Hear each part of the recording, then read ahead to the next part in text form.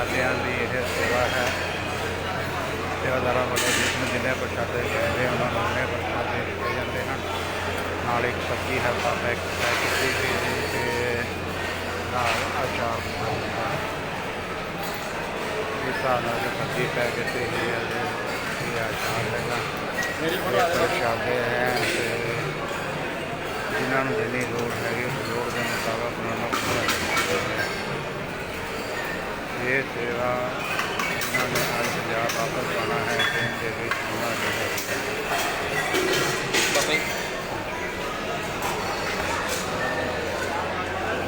ਬੱਚੇ ਦੀ ਸਮਾਪਤੀ ਹੋਈ ਹੈ ਅਤੇ ਸੰਗਤ ਜਿਹੜੀ ਵਾਪਸ ਜਾਣ ਵਾਲੀ ਹੈ ਜ਼ਿਆਦਾ ਸ਼ਕਤੀ ਹੈ ਅਤੇ ਆਪਣੇ ਲੋੜ ਮੁਤਾਬਕ ਆਪਣੇ ਲਈ ਲੰਗਰ ਲੈ ਕੇ ਵਾਪਸੀ ਦੀ ਤਿਆਰੀ ਕਰ ਰਹੀ ਹੈ।